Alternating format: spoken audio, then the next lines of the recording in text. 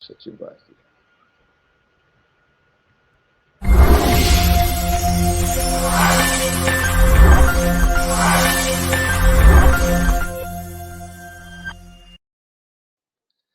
Boa noite a todos, meu boa noite especial ao amigo, ele que é membro diamante do THB, time Holding Brasil, Dr. Paulo Henrique Guaraciaba. Boa noite, Dr. Paulo. Boa noite, doutor Birajara. É um prazer estar aqui com você e com todos que estão nos assistindo, né, ao vivo e posteriormente. Pois bem, Dr. Paulo, que bom contar com a sua presença nessa noite. Você que é, além de amigo pessoal, né, também membro diamante do THB, a gente vai falar um pouquinho sobre isso na sequência. O Boletim HF é um boletim da holding familiar. Ele ocorre a cada 15 dias e a gente separa aqueles temas mais relevantes que a gente discutiu nas nossas lives, nos nossos informes quase que diários e também na nossa sessão inteligente de viabilidade, no nosso croquis estrutural, no momento em que a gente está conversando, né, ouvindo as famílias, a gente busca entender as maiores preocupações, as maiores demandas. Vamos a elas, as demandas, né, e as preocupações do mês de julho, ele que acabou de encerrar. Vocês já me conhecem, amigos de todo o Brasil, em especial aqui do estado de Goiás. Eu sou o Birajara Ferreira, da Pique Gol e da Caraveiro Advogados, esse trabalho que a quatro mãos nós exercemos aqui em Goiânia. Nós queremos ir ao boletim HF de hoje, trazendo as perguntas, que são duas, né, que iniciaremos agora a sua apresentação. O tema principal de hoje, doutor Paulo, diz respeito à holding familiar e a relação dela com a reforma tributária, que é um tema impactante, né, que está na mídia, bastante presente no momento. Haveria um confronto de ordem legal entre a reforma tributária e a holding familiar? Vamos à primeira questão. Sem maiores delongas, né, esse trabalho será feito uma pergunta, dentro de 3 a 5 minutos, o doutor Paulo vai manifestar a respeito, eu acrescento mais 2 a 5 minutos também, 3 a 5 minutos, e o doutor Paulo encerra com as suas considerações a respeito dessa questão e a gente parte para a próxima. Vamos à primeira.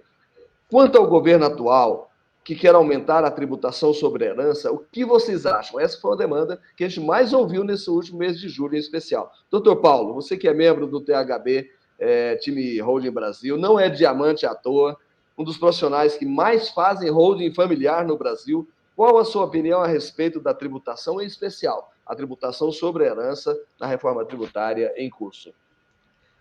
O Birajara, e também todos estão nos assistindo. O aumento sobre da tributação sobre herança no Brasil, ela é esperada, mas não é deste governo, já de vários governos atrás. Tá? Existem propostas de todos os partidos, de todas as posições, porque o tributo sobre a herança no Brasil, ele é pequeno, embora seja de 4%, aliás, até 8% em todos os estados, cada estado tem sua legislação, com uma limitação federal de 8%, o país tem a menor tributação sobre herança no mundo. E essa explicação é porque a tributação sendo uma herança sendo pequena, ela é arrecadável. Quando ela se torna um percentual muito alto, as pessoas buscam as alternativas presentes em todos os países, né? Porque nós falamos de planejamento patrimonial e isso existe em todos os países, essa possibilidade. Então, no Brasil, a reforma vai mexer com esse imposto, provavelmente, mas isso era já esperado, né? Acontece que existe pouca educação patrimonial nesse país, as pessoas não se preocupam em como organizar o patrimônio para transmitir isso às próximas gerações, como alavancar as próximas gerações. A visão é imediatista só de conquista de patrimônio, e acabam todos registrando no próprio CPF, que não é o ideal, né? Nos países de primeiro mundo, Estados Unidos, Europa, etc., as pessoas já vão para uma LLC, para uma trust, ou seja, já registra a sua compra do seu imóvel numa estrutura que vai também já permitir a transmissão aos seus herdeiros. Aqui no Brasil, a gente acostuma fazer na pessoa física, e a pessoa física ela está sujeita ela não tem vida eterna. Então, ela acaba tendo que passar por um processo de inventário, que é custoso. Mas que esse aumento vai aumentar ou hoje, ou amanhã, ou daqui a alguns anos, não temos dúvida. As pessoas, né, doutor Paulo, elas se costumam associar a tributação de uma forma generalizada, principalmente a consumo. A tributação sobre o consumo do país, diferentemente da tributação sobre grandes fortunas lá fora, ela é muito alta, né? O país é um dos que mais tributam de uma forma geral no mundo e é onde mais afeta as pessoas no seu dia a dia. Talvez por isso haja uma manifestação, uma preocupação permanente em cima da tributação, que já é muito elevada, né? Para se ter ideia, muito se fala do IVA, né, que é o Imposto do Valor Agregado, e a unificação de impostos. Isso é bom, agregar valor e também unificar impostos, simplificar o sistema tributário, isso é ótimo, porque o sistema brasileiro, além de ser elevado, ele é um dos mais, a tributação ser muito elevada, o sistema de arrecadação, é um dos mais complexos do mundo também, né? Exato. Para você ter ideia, no setor de prestação de serviços, que abarca o comércio, né, ou seja, 70% do PIB é considerado serviços, estima-se um incremento de mais de 200% essa visão na reforma tributária, aumentando imposto. Não é visão minha, não é visão certamente sua. São cálculos de um advogado tributarista de São Paulo, o doutor Hamilton Dias de Souza, publicou naquele site 360, que o doutor Paulo também conhece, que afirma que não é bem assim, que não haverá redução de imposto, não, que principalmente sobre o consumo, né, há uma tendência de majorar impostos. Um carro no Brasil, por exemplo, hoje, 39% dele é imposto. Chocolate, 40% é imposto, mas está relacionado a consumo. Até na cesta básica, doutor Paulo, se fala em incremento de impostos, né, sobre o consumo na cesta básica.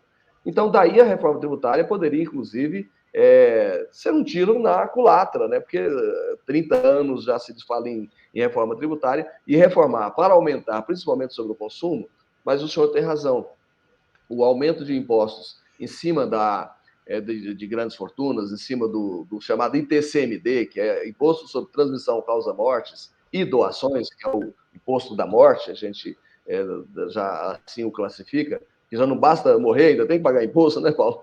Então, mas brincadeiras à parte, esse imposto já é 8% e tende a dobrar ou até passar disso, dentro da visão do governo de que as grandes fortunas devem, de uma forma generosa e também de uma forma compartilhada, pagar mais imposto. Mas o Haddad, inclusive, hoje manifestou, você acompanhou daí de São Paulo, que a reforma tributária não servirá para incremento de impostos, mas para promover justiça social. Ele é o ministro da Fazenda, se manifestou, marketing ou não, o que você acha para a gente aprofundar esse entendimento? O que eu vejo é o seguinte, a gente tem que perder um pouquinho dessa visão imediatista. Primeiro, a gente gostaríamos de ter um sistema um pouquinho menos complexo. Gostaríamos, sim, e é necessidade, ter um sistema um pouquinho mais justo no sentido de incentivar empresas, incentivar negócios, incentivar a fomentação de empregos, porque é através das empresas que as pessoas têm empregos, e não simplesmente tributar quem produz, né? Ao mesmo tempo, a visão de longo prazo, que era inexistente antigamente por razão de inflação alta, de mudanças muito drásticas, tanto na economia quanto no setor político brasileiro no passado, não tem mais motivo de existir. A gente tem que começar cada vez mais a desenvolver visões a longo prazo. E no planejamento patrimonial é exatamente isso. Então, mesmo com 8%, as famílias mais abastadas, as famílias que, na realidade, que tinham acesso a informações de melhor qualidade. Porque eu vejo muitas pessoas ricas, financeiramente falando, mas que não tinham acesso, e aí as suas famílias estão passando por uma dificuldade no inventário, né? Mas as famílias de empresários que tinham bancas de tributaristas, bancas de jurídicas, financeiras e contábeis à disposição para integradamente criar soluções, eles não passam pelo inventário. Se você pegar a família do Roberto Marinho, do Antônio Emílio de Moraes, o Grupo Safra, etc., diversas famílias, Camargo Correia, elas evitaram tudo isso para os seus sucessores, né? Enquanto isso, o resto da população está criando herdeiro, aquele que vai ficar esperando o fim de um inventário para poder tomar posse de um bem. Isso é inadmissível. é falta de educação, é falta de orientação. E isso que a gente está fazendo aqui, por isso que eu fico muito feliz em estar presente contigo aqui hoje, Burejara, é pessoas que estão divulgando isso e fazendo com que a população brasileira tome pelo menos ciência. Se o planejamento patrimonial vai ser para todos, eu creio que não. Mas é para a grande maioria, porque hoje tem acessibilidade. Doutor Né? Paulo, sim, conclua. Então, o que eu vejo é que vai ter aumento. Não é inevitável na parte de herança. Pode ou não ter aumento, a gente não gosta de discutir propostas de projetos, de legislação, etc., porque se a gente fosse discutir, tem o projeto do Cid Gomes, que aumenta o ITCMD para 18% há anos. Tem a proposta do Paulo Guedes, que está em voga, né? Então, de um outro partido, de um outro lado, também já há 3, 4 anos aí para aumentar para 20%. Então, propostas para aumentar de imposto tem diversas, né? Agora, cabe a nós se preparar para não ficar à mercê dessas mudanças. Perfeito, doutor Paulo. Para a gente pautar esse bloco, essa primeira pergunta, separar o que é tributação sobre o consumo, o que é tributação sobre fortunas, entender que a tributação sobre o consumo, ela afeta diretamente o dia a dia, por isso, né, essa dúvida, por isso esse questionamento permanente. Por outro lado, lá fora, até por política de Estado, como o senhor bem mencionou, os países nórdicos, por exemplo, como Noruega, como Suécia, como Dinamarca, como a Finlândia, Bélgica, e também a França e a Itália na Europa, esses países já tributam de forma elevada. A França, 40%, 55%, aliás, na França, 40% dos Estados Unidos. A Bélgica chega a impressionantes 80% sobre as grandes fortunas. Porque, na realidade, não interessa a esses países arrecadar em cima das grandes fortunas, porque lá, sabidamente, nessas grandes fortunas, ou seja, o que hoje a gente quer compartilhar também com a classe média, através desse processo educacional que o senhor muito bem encadeia aí em São Paulo, né? Dar o conhecimento para que a classe média, não necessariamente as grandes fortunas, também se utilizem de mecanismos que levem a migrar o patrimônio, né, para um sistema como a holding familiar, que lá fora já é tradição, né? Os jovens já ingressam no mercado de trabalho, já constituem seus sistemas e já abarcam o patrimônio dos pais dos seus sistemas. Ao governo, né, lá fora, pelo menos, não interessa aumentar a arrecadação por meio das grandes fortunas, mas promover a dinamização da economia, né, carreando para o setor econômico, que é onde se promove geração de emprego e renda, principalmente, esse patrimônio que, com certeza, aqui no Brasil, é minha missão, é sua missão também, publicizar o máximo para que essas famílias também, não necessariamente nas grandes fortunas, migrem seus patrimônios, né, para sistemas como o da holding familiar. O senhor quer concluir os seus 2 minutos para a gente passar para a segunda?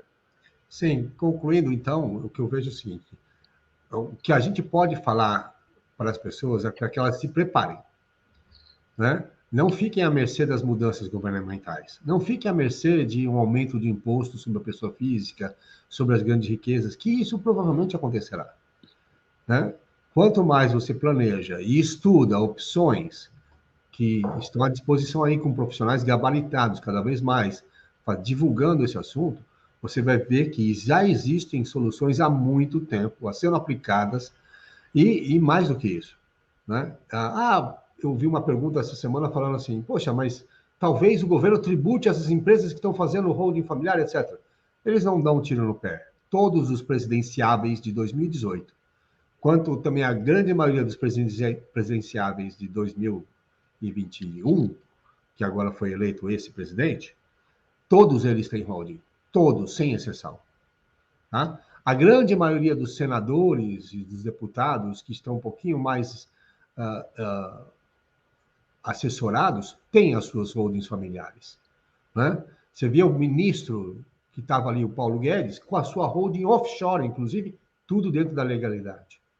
Né? Tanto as estruturas internas quanto as estruturas internacionais, elas estão dentro da legalidade e vão, claro, pagar seus impostos, pagar suas coisas, mas de uma forma diferente. E o governo não vai dar um tiro no pé, deixando e colocando em risco as estruturas empresariais que fomentam esse Brasil só porque querem pegar aquelas que têm ou não têm o patrimônio lá dentro. Não tem como distinguir.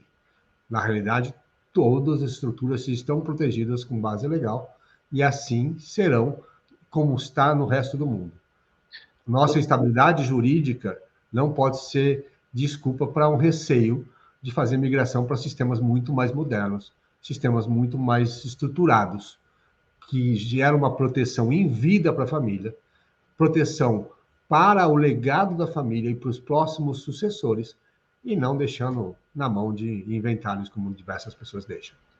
Perfeito. Eu acredito, doutor Paulo, que está superada essa primeira demanda, que é tranquilizar as pessoas sobre uma potencial reforma tributária, havendo ou não aumento de impostos, né, seja no consumo, seja sobre grandes fortunas, em especial sobre grandes fortunas. Aí a minha opinião pessoal é que haverá mesmo um incremento para incremento de arrecadação mesmo. Nosso país, infelizmente, o peso Estado é muito grande, né? Uma das travas do nosso desenvolvimento, inclusive, é o custo do Brasil, e quanto maior o Estado, maior a necessidade de arrecadação. Não vamos dourar a pílula por aqui, e claro que, a despeito desse incremento trouxer mais arrecadação para cobrir o rombo do Estado, haverá necessidade de diligência da população e também dos nossos representantes para buscar aquilo que seja melhor. Mas tem remédio, né, dentro do que o senhor falou, mesmo para seja grande fortuna, ou média fortuna, pequena fortuna, o seu patrimônio pode ser protegido e a tributação pode ser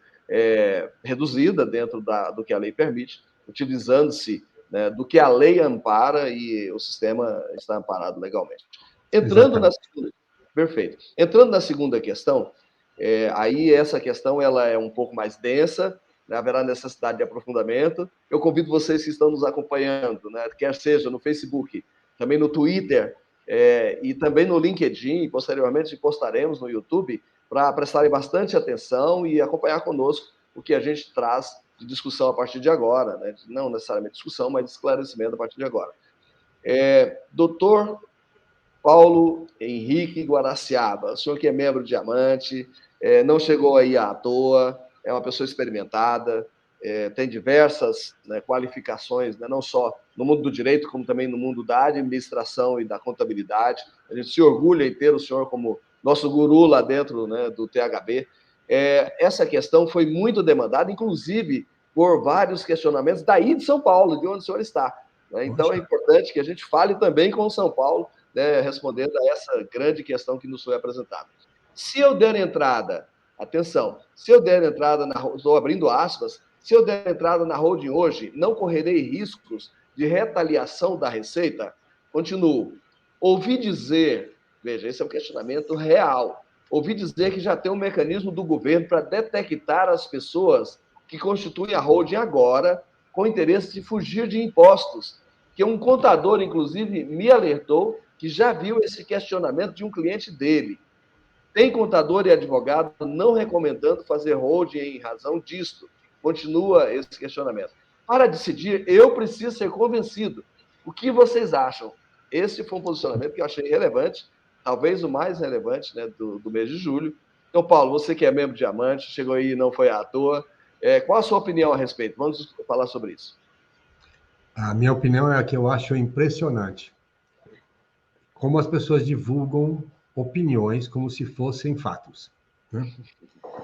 Retaliação da Receita Federal, porque você constituiu uma estrutura de um sistema de planejamento patrimonial, é algo fora do imaginável, né? Não existe isso. Pelo contrário, tanto os grandes pensadores quanto todos os grandes empresários desse país se estruturam para que possam assegurar o crescimento sustentável dos seus negócios, como também possam assegurar o crescimento sustentável do padrão de vida das suas famílias. E é para esses profissionais que estão disponibilizando estruturas de planejamento patrimonial. Isso já é executado há diversos anos no Brasil, desde a permissão da lei de SA em 1970 e pouco. Então, inclusive as grandes bancas jurídicas desse país executam isso com tranquilidade há muitos anos. Mas é impressionante também como existe uma grande parte de profissionais não atualizados, desqualificados, emitindo opiniões de assuntos que eles não estudaram. Por que eu falo isso? Ninguém estudou holding familiar, nem holding empresarial, a nível de detalhe na faculdade. Nenhum contador, nenhum administrador, nenhum advogado. Não estão nesses cursos, nem no direito, nem na administração, nem na contabilidade, estruturas bem elaboradas e com nível de aprofundamento nos estudos universitários. Isso se dá através de prática, isso se dá através de pós-graduações, mestrados, MBAs, etc. E precisa ter um pouquinho mais também de dedicação ao assunto, porque ele envolve compliance financeiro, envolve contabilidade de alto nível, envolve conhecimentos jurídicos de diversas áreas. Eu estou falando de tributário, estou falando de familiar, estou falando de direito empresarial. Nós estamos falando de diversas áreas que têm que ser integradas para fazer um bom planejamento patrimonial. Então, opiniões, eu já escuto um monte. Contadores e advogados e até administradores que já fizeram holdings erradas, eu já vi um monte. Isso não pode assustar, isso não deve assustar nenhuma pessoa com o mínimo de inteligência para buscar informação de qualidade. O que eu vejo, sim, busque informações com quem entende sobre o assunto. Opiniões.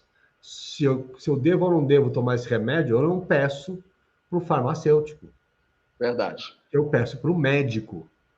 Mas o Especialista, farmacêutico entende de remédio, mas ele não fez uma consulta, não fez uma anamnese com você.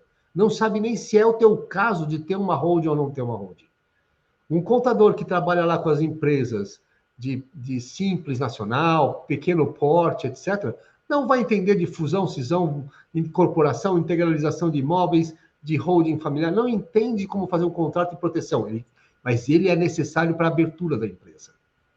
Ele é necessário para a legalização dessa empresa, para a manutenção dos dados contábeis e é necessário também para interagir com o financeiro para ter um compliance.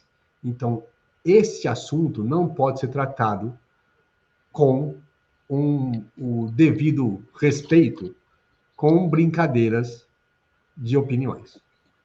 Né? Perfeito. Esse assunto tem que ser bem tratado. Agora, que existe uma legalidade por trás, que existe toda uma estrutura para poder proteger, existe. Que existe benefícios, existem. Existem diversas formas de ser feita, também existem. Por isso tem que ser estudado, tem que ser analisado para a sua família. Um terno serve para mim, mas não vai servir para você, porque os nossos tamanhos são diferentes, as nossas realidades são diferentes. A holding familiar é como um alfaiate que vai fazer tailor-made para a sua família. Precisa ser uma pessoa que tenha todos esses conhecimentos. Então, falar que a Receita Federal está olhando isso, a Receita Federal tem tanta coisa para olhar, não é isso que ela vai olhar. Né? Mesmo porque ninguém está fazendo nada errado. E mais, eu tenho clientes que são juízes, tenho clientes que são profissionais da alta hierarquia de todas as polícias, federal, militar, civil, como clientes. Eu tenho advogados como clientes, outros advogados como clientes. Eu tenho pessoas que conhecem muito bem de toda a legislação para poder analisar o que a gente está propondo. E você também deve ter. E dessa forma, nós não podemos simplesmente entrar num debate de um nível tão raso. Agora, quer entender por quê, tem que entrar num debate de um nível mais elevado.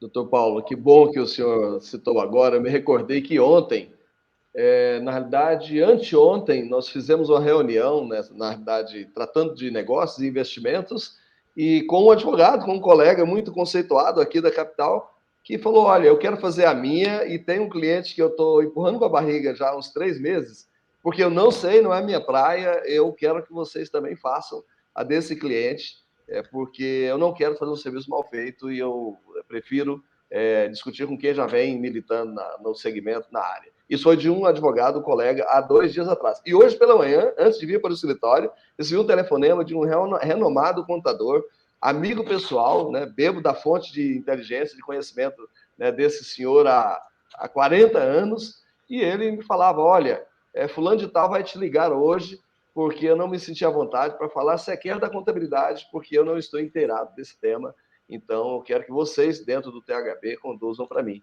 Ou seja, eu acho que diz respeito um pouco a isso que o senhor está falando, e para a gente aprofundar um pouco mais, não há olheiro do governo, né, Paulo? Doutor Paulo? Não, o governo tem que ficar observando todos os movimentos sociais. Isso não é negado. Existe um movimento social agora de pequeníssima proteção, que são pessoas que estão divulgando holding como instrumento para proteções patrimoniais. Existe também o receio de uma grande parte da população sobre essas tributações que ainda não estão definidas, sobre patrimônio, sobre bens, sobre herança, sobre riqueza. Então, isso tudo está aí no mercado para a gente analisar. Mas o importante é buscar informação de qualidade. Doutor Paulo, eu até entendo, né, os questionamentos, porque as pessoas, no momento, elas, em razão da conjuntura, de tudo que está acontecendo no Brasil, há um descrédito generalizado em relação a instituições, a políticos, ao judiciário, ao legislativo, ao síndico do prédio. Esse descrédito, parece que isso se espraia por todo o Brasil, e eu até os convido, vocês estão nos acompanhando pelo Facebook, também pelo Twitter, pela primeira vez, né, e também no LinkedIn, os convido a gente a lançarmos, a nós juntos, a lançarmos um olhar mais de esperança, de confiança, de que com o nosso trabalho, com as nossas vontades, mas sobretudo com as nossas decisões, a gente construir uma realidade diferente, porque de fato há muito discreto em geral no país, e esse discreto acaba por levando a indagações, a questionamentos como esse. Eu começarei lembrando o que o Dr. Paulo já, de forma en passant, comentou, que o sistema holding familiar, por exemplo, nós não estamos aqui para defendê-lo, porque ele, por si só, está erigido sob a égide da lei, né, ele está fundamentado na Constituição, né, de 1988, na lei das SAs, que é a lei 6404/76, o doutor Paulo bem lembrou, no Código Civil, né, no CPC, que também, embora seja um código, é também uma lei, na lei do imposto de renda, porque as pessoas têm medo dos impostos de uma forma geral, né? Já dizia Abraham Lincoln, ex-presidente falecido dos Estados Unidos, que na vida não se foge nem da morte, nem dos impostos, né? Mas como o doutor Paulo está bem lembrando, dá para pagar menos imposto. Por quê? Porque o próprio governo assim admite arrecadar menos, porque trata-se de uma política de Estado, maior do que a política de governo, esse que está aí de plantão, é política de Estado. Então, quero lembrar, né, aos administradores, aos contadores, aos colegas advogados, né, que há amparo legal suficiente. Agora, o que vai acontecer no ano que vem? O que vai acontecer daqui 3, 4 anos? Paulo, você e eu, nós não sabemos o que vai acontecer no próximo minuto, não é mesmo? Eu vejo uma coisa muito interessante. Eu fui sócio de 2 contabilidades no passado. E me fazia muita estranheza cliente buscar informação com o contador-chefe lá do nosso escritório naquela época. Uhum. E a primeira posição do contador, ela fala assim, não, é melhor continuar no lucro presumido. Uhum. Não, mas será que não é melhor mudar minha empresa para o lucro real? Não é melhor concluir o lucro presumido, o lucro real, no teu caso, não vai servir muito bem, etc. E aí eu fui questioná-lo uma vez, ele me falou assim, Paulo, eu não consigo fazer lucro real, dá muito trabalho. E esse cliente também não consegue fazer o lucro real, porque ele tem que fazer toda a parte de documentação certinha, e ele não faz.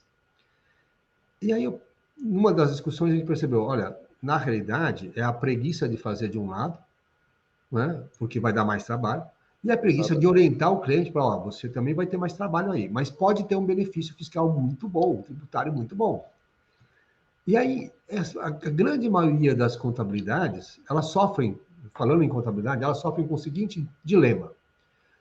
O contador se forma, está com todas as informações ali, fresquinhas, monta o seu escritório, ou vai trabalhar no escritório, e esse escritório, para cobrar de um cliente o valor devido realmente, passa dificuldade. Por quê? Ele deveria se atualizar de leis todo dia, ou todo mês, durante o ano inteiro. Então, ele tem que assinar um informativo. Antigamente, a gente assinava o IOB, mas tem que assinar um informativo. Alguém dentro do escritório tem que ler esse informativo. Então, nós estamos falando de informativo de... Ler, traduzir. Ler, traduzir e colocar em prática. Ensinar a equipe para fazer. Exatamente. Né? Então, teria que entender de tributos sobre folha de pagamento, né? Então, toda a parte trabalhista, tem que entender toda a parte fiscal, tem que entender toda a parte contábil, tem que entender toda a parte societária. Tá ficando complicada, né, doutor Paulo? E aí, imagina manter uma pessoa estudando e atualizando a equipe sobre societário, sobre contábil, sobre tributário, sobre fiscal, sobre RH. E aí, o custo que esse escritório vai ter, e dá para passar para cobrar barato do cliente? Não. Teria que cobrar um valor elevadíssimo para ter uma contabilidade de alto padrão atualizada. Né? Exatamente. Mesmo que o cabeça, o contador-chefe, dono do escritório, tente se atualizar, ele também tem que trabalhar. Então, aí vai acabando confiando nisso, essa atualização, para sistema. Vou comprar um sistema que, se mudar a lei, ele muda lá no sistema. Mas isso não é uma atualização de alto padrão. Então, Verdade. acaba fazendo a orientação do que é mais fácil. Porque eu não conheço esse outro lado, então, não, isso é muito complexo, pode ser complicado, etc. E acabam só surgindo os relatos dos problemas de coisas mal feitas. Verdade. Existe coisa mal feita na holding familiar? Existe, tanto que a gente corrige muitas delas. Mas são poucas. Né? Mas existe coisa mal feita no sucessório? Existe coisa mal feita no tributário? No RH? Nada é tão bom que não possa ser melhorado permanentemente, né? Mas acontece que existem também profissionais que cada vez mais estão se dedicando a aprimorar, a estudar e a divulgar, como você, eu e diversos outros. Então, dá para o cliente encontrar, sim, profissional qualificado em todos os estados brasileiros, inclusive no exterior, para fazer uma orientação um pouquinho mais qualificada e mostrar que não existe esse risco de Receita Federal, não existe esse risco de tributos posteriores quando mudar. O fato gerador é agora, se o fato for gerador agora, é o tributo que está agora. Né? Existem situações que possam mudar no futuro? Sim, tanto na pessoa física quanto na pessoa jurídica, como qualquer outra forma. Verdade. Mas nada pode mudar o seu direito adquirido. Doutor Paulo, eu quero interromper um pouquinho para pedir a quem está nos acompanhando agora no Twitter, também no LinkedIn, no Facebook, se estiver gostando, coloca o joinha, também faça sua crítica, faça sua observação, estamos aqui abertos ao diálogo, porque essas plataformas, o doutor Paulo bem conhece, à medida que você nos aprova, elas entendem que o conteúdo é relevante, e a gente está falando justamente de mudar uma mentalidade, de que as pessoas, né, que ainda não tinham acesso a esse tipo de informação se informem justamente para terem noção, para terem ciência e, claro, decidirem dentro do conhecimento que possuem. Por exemplo, eu quero aproveitar e acrescentar dentro, não estava previsto, mas dentro do que o doutor Paulo está falando, que as pessoas têm medo, têm reservas, né, de implementar o sistema, porque elas buscam blindagem patrimonial. Tem blindagem no Brasil? A gente sabe que não tem blindagem, que há uma camada protetiva maior. A gente sabe como funciona, você e eu sabemos como funciona o sistema judiciário no país, enfim, exatamente, a gente sabe. Mas o sistema holding familiar no passado, ele era mal interpretado, de forma pejorativa falou-se em blindagem, mas a questão que eu quero que o senhor nos comente, doutor Paulo, diz respeito a justamente a busca da holding familiar como uma forma de fraudar credores, de sonegar impostos. É como o senhor vê esse pensamento de pessoas que generalizam e linearizam o comentário. Eu vejo que sonegar impostos, fraudar impostos, etc., tem tempo contado, né? Cada vez mais vai ficar mais difícil essas pessoas basearem seus negócios e fazerem operações dessa forma. Os cruzamentos de dados são cada vez mais frequentes, cada vez mais profundos, também, né? mais eficazes e cada vez mais profundos. A tecnologia está aí para isso, né, doutor Paulo? Exatamente. A pandemia veio para facilitar muitas coisas e também para acelerar esse processo em muitas situações. É claro. Outro dia eu recebi uma pergunta nesse seguinte sentido. Doutor Paulo, você consegue estruturar uma administradora de patrimônio para mim, para pagar menos impostos sobre aluguel? Né? E aí eu comecei a fazer todo um diagnóstico e no final ele falou assim, poxa, eu quero ver se vale a pena, né? Porque hoje eu não pago nada. Não paga nada? Hoje todos os meus clientes me pagam à vista, me pagam dinheiro, me pagam assim, me pagam assado. Só que eu estou preocupado, porque todo mundo me passou a pagar com Pix. Não vem até aqui mais me trazer o dinheiro, me pagam com Pix. Eu falei assim, olha, não existe nenhum sistema legal, organizado, tributário, que vá ser superior ao benefício econômico do que sonegar 100%. Pronto, está Mas não vai respondido. ter nenhuma estrutura bem elaborada que possa ter um imposto pequeno que vai permitir você ter a tranquilidade de dormir e poder utilizar do recurso que você ganhou para comprar as coisas e registrar as coisas de forma correta, maior do que o sistema legalizado de administração patrimonial. Então você escolhe ter benefício financeiro e não dormir direito, como você relatou que não está dormindo, ou escolhe ter estruturas um pouquinho mais elaboradas, um pouquinho melhores tributariamente do que simplesmente também declarar na pessoa física, que vai pagar um imposto de 27,5% sobre o aluguel, vai ter um benefício tributário e, ao mesmo tempo, você vai dormir tranquilo e mais, tendo lastro para tudo que você está adquirindo na tua vida. Não adianta nada enriquecer com risco de perder porque foi de uma forma não registrada. Perfeito, doutor Paulo. Diante das suas respostas, eu quero citar 3 perguntinhas que a gente faz, que o senhor certamente faz as suas aí, no momento da realização da SIV, que aqui a gente denomina a sessão de viabilidade como sessão inteligente de viabilidade, doutor Paulo, porque antes de ser viabilidade, ela é inteligente, porque ela justamente ouve a pessoa, como o senhor ouviu, né, esse cliente, e pôde dar a resposta adequada. Quando nós abrimos a sessão inteligente de viabilidade, a gente faz 3 perguntas, amigos. Primeiro, a família possui bens de origem ilícita? A gente já vai logo na jugular, né? Bem aqui no pescoço. Tem bens de forma ilícita? Porque não tem como tapar o sol com a peneira. A segunda pergunta. Busca o sistema holding familiar para impedir alguma investigação ou obter vantagem ilícita? Porque esse não é o CEP adequado, né, para você encontrar essa solução. E terceiro, quais os reais objetivos em constituir o sistema de holding familiar? Se não tiver resposta adequada aqui, a gente nem sequencia, doutor Paulo. O que o senhor acha disso? Perfeito, perfeito. A gente tem que fazer o nosso filtro. Nós queremos, e nós estamos trabalhando, divulgando isso, para as famílias brasileiras, que eu acredito que seja a grande maioria, de pessoas trabalhadoras, honestas, que conquistaram com o suor do seu trabalho o seu patrimônio e que gostariam de proteger não somente o patrimônio em vida, protegendo o seu cônjuge e a si mesmo, como também protegendo os seus filhos, podendo alavancar financeiramente o futuro dos seus filhos, fazendo com que eles comecem com um novo patamar já de patrimonial para que comecem as vidas com seus futuros filhos, netos, etc. Então, Perfeito. a ideia é essa, e eu acredito muito que a grande maioria dos brasileiros seja formados por famílias assim. Então, não há mais espaço para atender pessoas que cada vez mais conquistam as coisas com subterfúgios.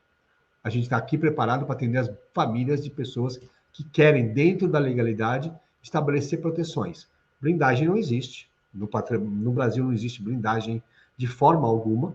Existem proteções de um nível mais elevado ou menos, mas quanto mais elevado for o nível de proteção, nível de estrutura de planejamento que você fizer, melhor vai ser, mais tranquilo vai ser o futuro teu e da tua família. Com certeza. Agora, voltando a esse questionamento que que um participante, né, de uma das nossas lives fez, ele falava que precisava ser convencido para ele tomar a decisão, né, porque ele tinha ouvido outras pessoas, né, que já estavam imaginando que, de fato, aquele contador, aquele advogado tem razão, porque o sistema que tem os olheiros da Receita e que o sistema não atende àquilo que ele busca, que é proteger o patrimônio, reduzir carga tributária e planejar a sucessão. É necessário mesmo que a pessoa seja convencida? Vamos ver essa necessidade de convencimento, doutor Paulo. Eu acho que todo mundo tem o direito de questionar e querer saber profundamente. Convencer alguém que precisa de alguma coisa não existe. Né? Ou a pessoa sabe que ela precisa de alguma coisa para não ficar à mercê de situações futuras, ou ela entende a real necessidade de se montar um planejamento patrimonial, ou ela entende também que não é simplesmente montar um negócio para benefício tributário. A holding familiar tem o seu principal benefício, o lado humano dela. O lado humano de evitar litígio entre os herdeiros, o lado humano de evitar que os seus filhos fiquem em uma situação, junto com a sua esposa, por exemplo, na sua falta, de ficar com os bens bloqueados enquanto não pagar todo o inventário. Enquanto não pagar os impostos, advogados, as custas e todo o processo, você está com os bens travados, limitando o potencial tanto de manter o padrão de vida da sua família. Então, você está protegendo seus parentes, seus familiares todos. Você está protegendo discussões familiares. Então, você está mantendo a harmonia, você está mantendo o equilíbrio, você está mantendo o controle do seu patrimônio, você está mantendo toda a estrutura familiar, emocional, financeira e psicológica. Então, é muito mais do que simplesmente, estou evitando um imposto da herança. Não. Quando as pessoas começarem a entender que o real motivo de se fazer um bom planejamento patrimonial é dar exemplo para os seus filhos de como conquistar e proteger e alavancar os filhos deles também, fazendo a educação patrimonial passar de geração para geração, como proteger a tua esposa para não deixar ela à mercê de uma situação delicada com genros e noras, aí a pessoa começa a não necessitar mais de convencimento nenhum. Ela vai querer algo desse nível. Holding familiar não é para qualquer um que tem dinheiro, é para quem tem nível, quem ama a sua família, para quem tem um padrão de inteligência, pelo menos, para dedicar um pouquinho do seu tempo a buscar informações de qualidade, ao invés de ouvir opiniões jogadas de pessoas que não fazem isso. Né? Tenho diversos profissionais, por desconhecimento, desqualificam. Para que eu vou desqualificar alguma coisa que eu não conheço? Eu gostaria de conhecer um pouco mais, já que é uma coisa que pode ser interessante. Muito Então, bom. precisar de convencimento? Não precisa. Precisa entender o que é. Não, provavelmente, nem esses profissionais que falaram essas besteiras, nem essa pessoa que está precisando de convencimento, conheceu e teve contato ainda com todo o processo de desenvolvimento na sua magnitude, que é um planejamento patrimonial, que pode ser com hold, pode ser com outras ferramentas, etc., mas pelo menos é algo que se toma uma decisão concreta de proteger, de preparar, de alavancar os seus sucessores e daqui para frente. Doutor Paulo. Eu vou confessar uma coisa particular minha. Sim. Eu sou fruto de uma falta de planejamento patrimonial na minha família lá atrás. Mas não era por desconhecimento, era porque naquela época ainda não tinha, em 1976, a lei de SA, etc. Foi antes. Na minha árvore genealógica, tem uma pessoa que foi um barão que tinha 2 bancos, que tinham diversas empresas. E se tivesse planejamento patrimonial naquela época e ele tivesse executado, nossas gerações todas, a do meu pai, do meu avô, estavam protegidas e muito bem alavancadas. Não chegou um centavo na nossa geração. Aliás, não chegou um centavo na geração do meu pai. Por quê? De inventário em inventário, se foi comendo com disputas, com litígios, etc., totalidade daquele vasto patrimônio. Quantas pessoas não passam por isso? Eu prometi que as minhas gerações próximas não passarão. E a depender aqui da PicGo e da Craveiro Advogados, nós também daremos a nossa contribuição, porque essa contribuição que nesta noite ocorre, doutor Paulo, foram belas as suas palavras, sobretudo sinceras. Essa contribuição é de ordem educacional, é de ordem informativa, para que justamente as pessoas não precisem ser convencidas, para que elas, ao conhecerem, tomem as decisões. Se as decisões melhor lhe aprouver. Se a decisão for ficar quieto, assuma as consequências. As consequências, como o doutor Paulo bem lembrou agora há pouco, de forma en passant, as consequências correspondem a 15% a 25% do patrimônio que os pais, por longos anos de trabalho, deixaram, desse patrimônio, 15% a 20%, a 25%, se for um inventário consensual, aquele onde não há conflitos, onde não tem menores, onde não tem incapazes que o Ministério Público ou a Justiça precise dele participar. Porque se for um inventário levado ao litígio, onde os conflitos levam 5, 8, 10, 15, 20 anos, doutor Paulo e eu, exemplo disso que ele acabou de mencionar, da realidade da sua árvore genealógica, doutor Paulo e eu, pessoa experimentada que ele já viu inúmeros casos de famílias, né, muito bem-sucedidas, de repente começarem a definhar, e as futuras gerações ficarem à mercê de uma realidade triste e dolorosa, que é 40% ou mais do patrimônio familiar ser corroído por impostos, por advogados, por litígios, enfim, ir embora para o Estado, né, e para o tempo. Não é isso, doutor Paulo? Exatamente. Né? As famílias estão tendo uma oportunidade muito grande, porque agora a internet propiciou que essa divulgação seja feita de uma forma muito mais abrangente. Né? Vocês têm hoje vídeos no YouTube, você tem hoje vídeos como hoje a gente está fazendo lives, existem seminários, eu daqui a pouco, daqui a uns 20 dias, devo fazer um seminário sobre o planejamento patrimonial familiar, orientando como fazer exatamente de fato o seu planejamento. Então, vão ser 3 dias de seminários com isso. Você também faz, né, palestras e seminários, Ubirajara? Então, são diversos profissionais divulgando e vocês têm acesso a isso. Utilizem isso, busquem informação, porque não é possível grandes empresários utilizarem isso. Não é possível diversos países de primeiro mundo já ter isso de orientação desde a juventude. Não Já é, viraram essa página, né? né? E agora aqui no Brasil isso não funciona. Não, gente. A gente precisa parar um pouquinho com, principalmente, é uma luta minha, com informações desqualificadas, que para mim é a mesma coisa que fake news. Uma informação desqualificada traz uma mentira, traz uma ação devido a essa informação desqualificada tão temerável quanto uma fake news que está divulgando uma mentira. Doutor Paulo, aqui nosso posicionamento muito similar ao que o senhor exerce aí. Primeiro eu quero, antes de me manifestar, já ir para o encerramento, né, desse nosso boletim HF de agosto, eu quero primeiro que o senhor relembre para a gente quando vai ser o seu PPF, que é o Planejamento Patrimonial da Família. A gente aqui já fez 2 no primeiro semestre, vamos no segundo fazer mais 2, mas eu quero lhe ouvir quando vai ser, porque nós costumamos beber de fontes fidedignas, né, de fontes cristalinas do conhecimento, para justamente entregar o melhor aqui no Centro-Oeste e para todo o Brasil. Em especial, o estado de Goiás, Tocantins, o DF e todo o Brasil, por onde andei. Então, doutor Paulo, quando vai ser o seu PPF, o seu planejamento? Deve ser na última semana de agosto. Né? Eu estou organizando aqui todo o material. Já deveria ter feito, na verdade, já estão me pedindo há um certo tempo, mas provavelmente última semana de agosto. Mas todo mundo pode me acompanhar tanto no Instagram quanto no YouTube, no @Paulo Henrique Guaraciaba, que a gente vai divulgar uma data correta nos próximos dias. Perfeito.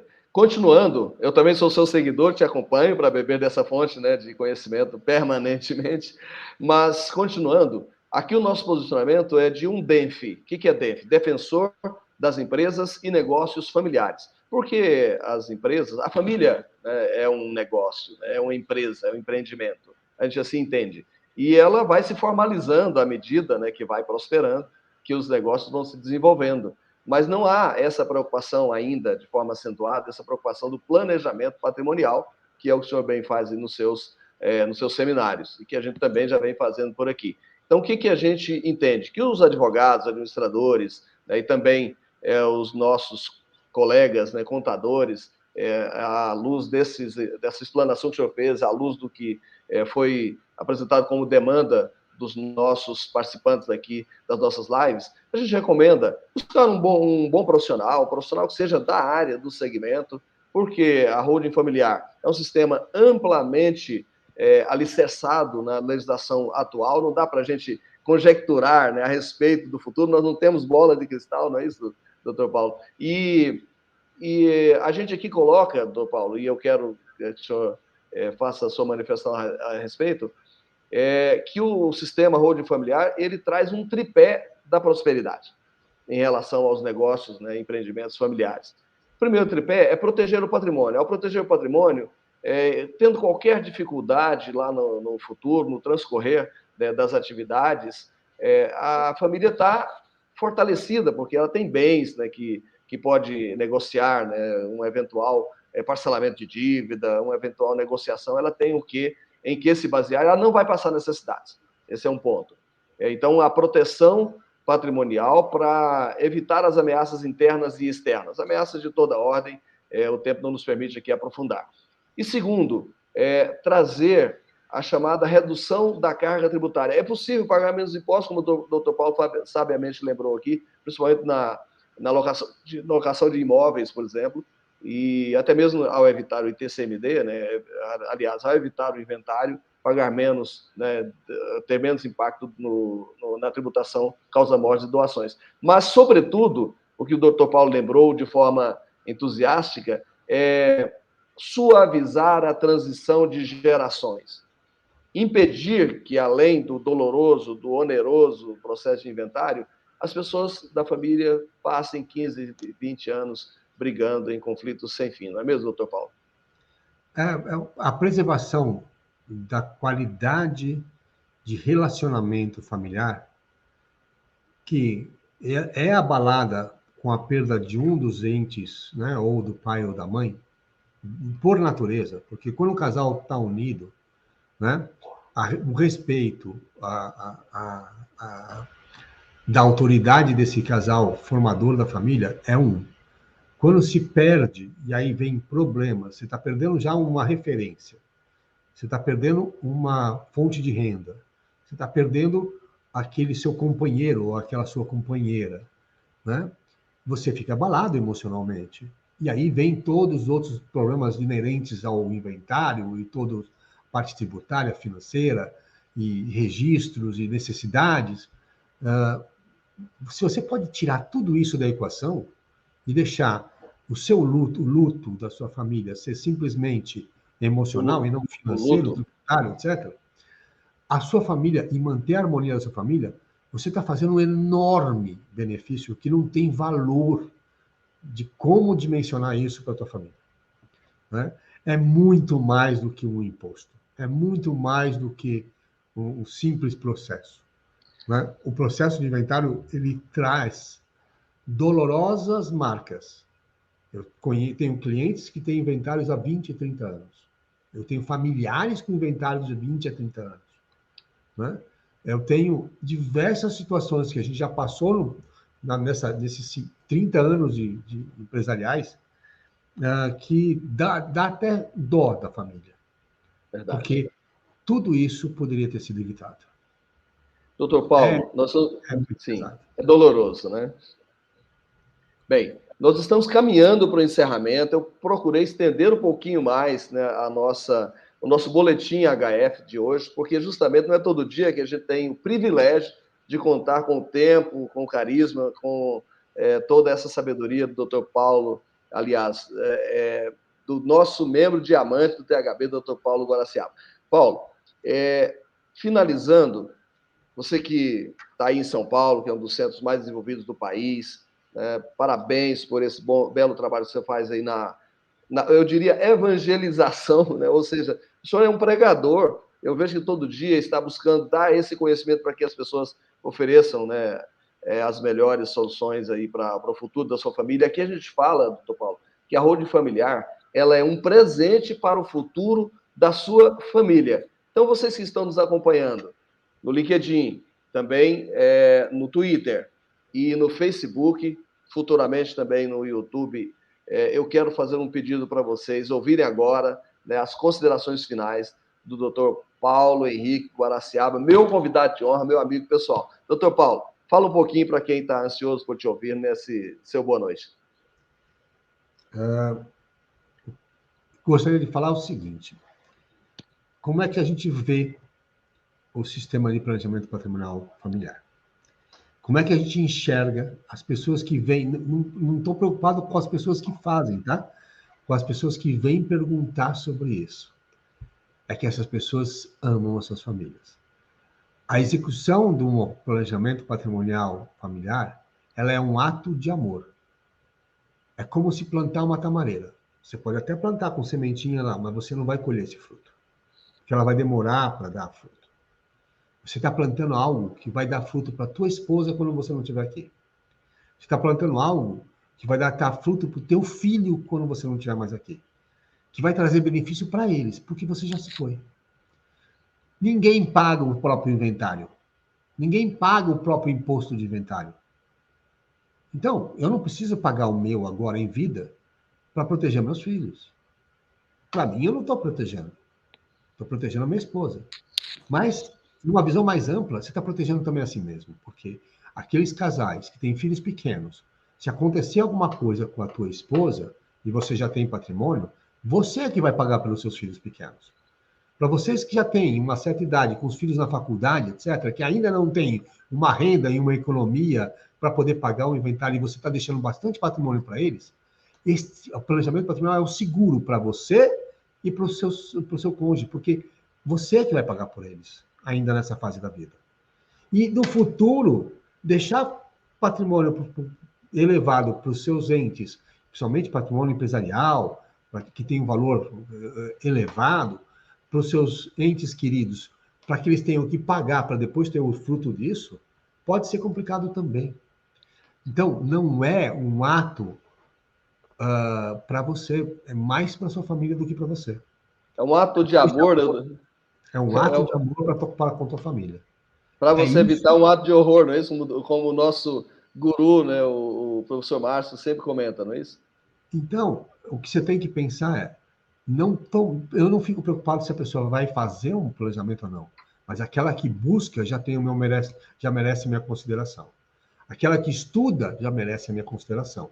Porque mesmo que não tenha condições de fazer isso hoje, está buscando uma solução para sua família, está buscando uma opção para sua família. E no dia que puder, vai fazer. E o bom é que essas pessoas podem perceber que, ao invés do inventário, que você tem que pagar tudo, e só quando tiver tudo quitado você pode tomar posse e destinar o seu patrimônio, na holding familiar você pode fazer gradativamente, mesmo que você não tenha condição de fluxo de caixa para fazer uma coisa imediata. E aumentando a segurança da sua família mês a mês. Então, existem soluções para quem busca. Para quem Paulo, não busca. Antes do senhor, uma pena, né? Antes do senhor encerrar, uma palavrinha para o agronegócio em especial, porque o senhor me inspirou agora. O agronegócio, ele sofreu, né, a bem da verdade, ele teve um boom nos últimos anos, né? Não necessariamente sofreu, ele teve uma oportunidade, está tendo uma oportunidade ímpar, né, de forjar riqueza de uma forma absurda. Aquelas pessoas que pegaram Monza, que pegaram um gadinho, um pedaço de terra e deram numa propriedade em torno de 500 mil reais, está lá no seu imposto de renda 500 mil reais, hoje tem 30, 40, 50 milhões de patrimônio. Faleceu o casal num acidente de avião, um exemplo, Deus livre e guarde. No dia seguinte, os filhos têm que ter 15 a 20%, 15 a 25% de dinheiro para pagar imposto, advogado e TCMD, não é assim? O que acontece é que, não só no agro, mas principalmente no agro, houve uma valorização patrimonial. Então, a realidade de patrimônio dessas famílias é diversa da realidade de fluxo de caixa dessas famílias. E aí, quando acontece alguma coisa e o tributo é sobre o patrimônio atualizado dessas famílias, ficam em situação muito desagradáveis. E à mercê depois de pessoas que vão tentar comprar esse patrimônio com um deságio muito grande, porque essa família não tem como pagar, e vão ter ofertas até ultrajantes, mas é a oferta que vai poder ser feita, porque também quem está comprando não tem acesso imediato, tem que esperar o inventário todo ser tramitado, ser concluído para poder tomar posse desse contrato de compra e venda. Então, a relação risco-retorno, né? Então quem está tentando ajudar a família vai comprar com deságio, a família vai perder grande parte do patrimônio. Por quê? Porque o patrimônio valorizou em todos os lugares. Nos grandes centros urbanos, tem muita família tradicional cujo patrimônio ficou elevado, mas o fluxo de caixa não está. Lembrando também que, com o avanço da idade, também existe uma perda de rendimento, vai se aposentando, etc. Então, as pessoas com famílias de idade avançada, o cônjuge também não tem um fluxo de caixa muito alto para ajudar a fazer tudo, para pagar tudo isso. Então, acabam sendo prejudicados. E aí vem opções que acabam vendendo ideia de fazer um seguro para o inventário. Você vai fazer um seguro para proteger o imposto? Não faz sentido. Vou fazer uma doação em usufruto. Vou fazer uma doação em usufruto. Exatamente. Imposto aumenta, então vai ter que aumentar o seguro e aí a capacidade financeira como fica. Né? Então, todas as soluções paliativas, elas precisam ser bem elaboradas, bem estudadas, para ver se elas realmente vão ser proteções ou vão ser só custos. Tem sistema eficaz, né? eu concluo o seguinte: o patrimônio está aí, está elevando, as possibilidades e oportunidades estão aí para todos, e essa solução, que era para pouquíssimos no passado, está à disposição de alguns agora, principalmente aqueles que vão atrás e buscam informação. Não estão à disposição de todos, porque nem todo mundo consegue ter acesso a isso, né? É claro, pessoas com dificuldade de fluxo de caixa, patrimônio pequeno, talvez não seja tão vantajoso, talvez. Mas busque informação antes de tudo, porque você não sabe em que momento pode ficar vantajoso. Então, está aí à disposição. A solução está aí no mercado. Basta buscar informações de nível elevado, com profissionais gabaritados. Existem diversos. Posso indicar diversos que eu tenho no relacionamento, né?